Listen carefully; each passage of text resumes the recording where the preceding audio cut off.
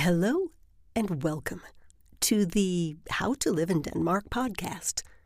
I'm Xander Mellish. I've referred to the Danish Year before on How to Live in Denmark. It's a series of events that are simply expected to happen every year in Denmark, even if they aren't formal holidays.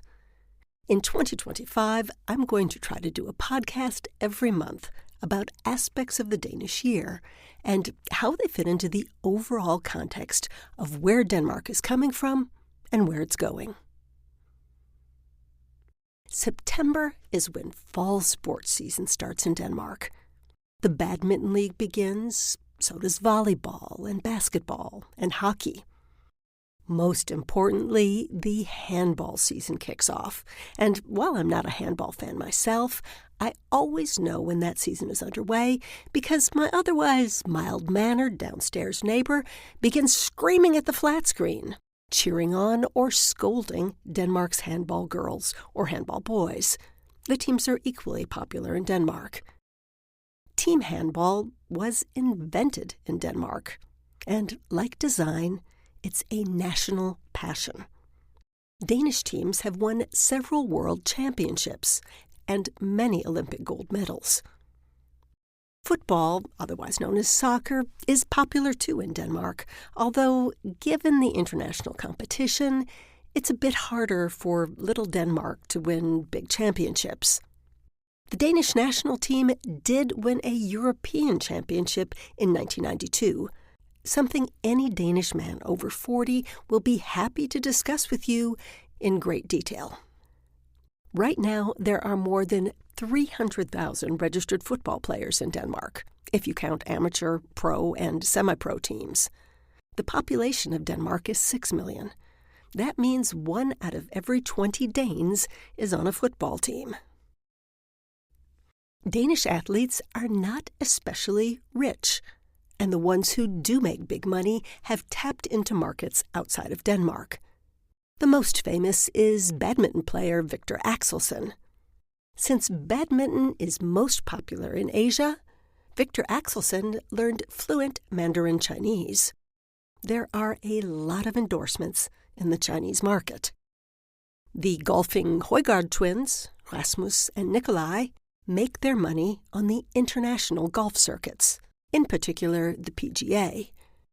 And Tour de France winner Jonas Vingegaard makes his money not just in France, but also via international endorsements. Many Danes do sports in their spare time. A bike ride through Copenhagen wouldn't be complete without a middle-aged lycra-lout cyclist who thinks he's Jonas Vingegaard speeding past you in the bike lanes, sometimes screaming, "Bagfra!" or "I'm coming up behind you." Besides criminals and welfare cheats, these are the least liked men in Denmark.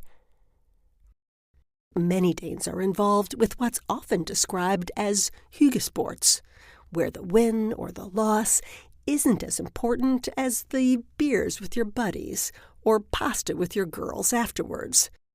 These leagues cover the entire lifespan. Old boys' football clubs or old girls' rowing teams can keep you fit long past retirement age.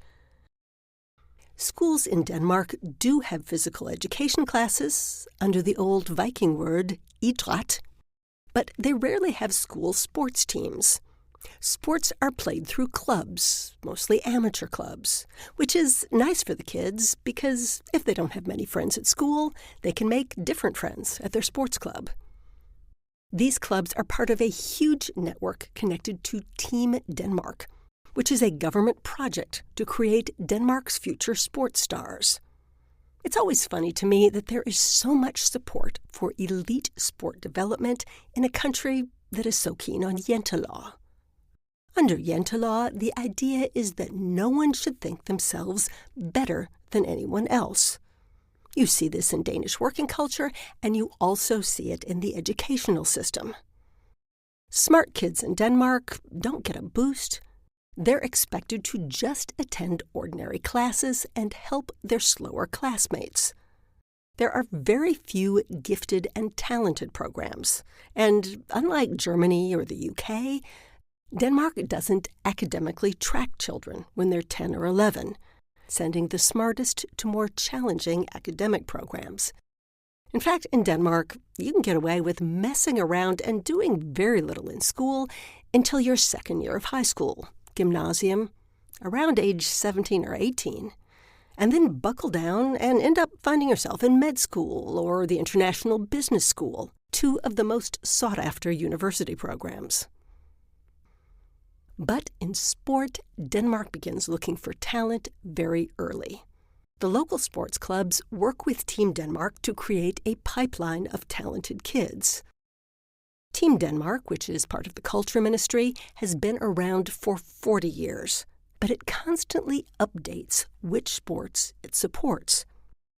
Being practical Danes, they aim for sports in which little Denmark has a good chance of big success. Right now, that's badminton, handball, cycling, plus the various sports played on or in the water. Sailing, kayaking, swimming, rowing. Denmark has a long tradition of sports that involve boats or water. With all its little islands and fjords, Denmark has more coastline than India. By age 13, these kids are offered places in talent centers or elite sports schools. And when they're 15 and ready for secondary school, there will be an elite sport track that gives them flexibility to train and compete. Danish universities offer flexibility for the athletes of Team Denmark when it comes to papers and exams. Some companies even offer part-time internships for Denmark's elite athletes so they can keep their civilian career on track while pursuing their sport. Of course, once they've succeeded at that sport, Jante Law kicks in again. Danish athletes who win things are expected to give credit to their teammates, to their trainers, to the collective effort.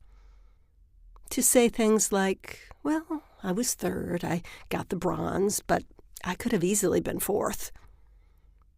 They're also expected to stay in Denmark and pay Danish taxes. Viktor Axelsen found himself rather unpopular when he moved to Dubai.